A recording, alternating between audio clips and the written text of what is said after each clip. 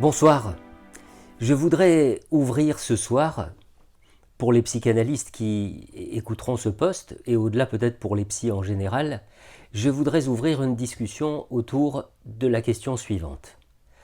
Comment le psychanalyste peut-il concilier la présentation aux analysants d'une surface lisse, enfin la plus lisse possible, n'est-ce pas, nécessaire au travail de projection, d'une part, et une présence engagée sur la scène de la cité et de la nation en tant que citoyen d'autre part.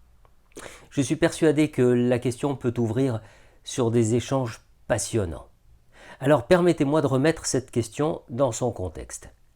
Sur YouTube, l'un des sites qui héberge mes chaînes vidéo, une internaute m'interpelle et me pose cette question.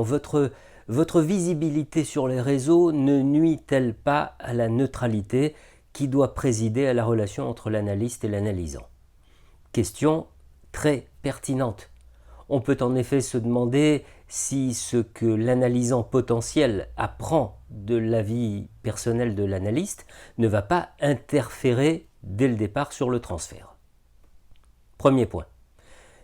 Deuxième point, le lendemain, alors que j'avais posté quelques bandes dessinées un peu dérangeantes, j'assume, je reçois quelques retours de manivelle avançant qu'il y a des limites au deuxième degré dans l'humour relatif à l'actualité.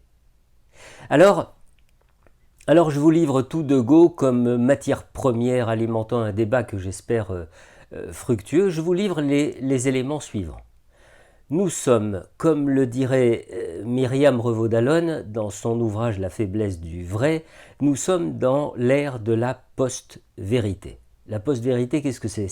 C'est quand la vérité des faits a moins d'influence sur l'opinion publique que les émotions ou les croyances personnelles. Quand le pathos prend le pas sur le logos, quand l'émotion submerge la raison.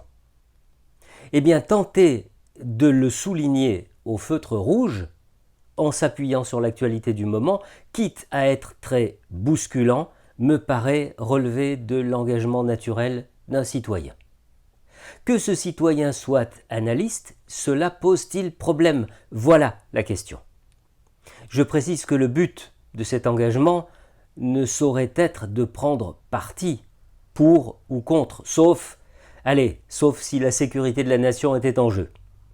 Le but, c'est de toujours ramener aux faits, d'abaisser le curseur de l'émotion, de démonter sans complaisance les biais manipulatoires, les tentatives de subversion des esprits, les perversités à l'œuvre dans les arguments avancés pour faire monter la pression affective et enflammer les foules. Bref, le but, c'est de ramener au réel des faits. Point. Allez, je vous ai tendu la perche, maintenant c'est à vous. Défrichons le sujet.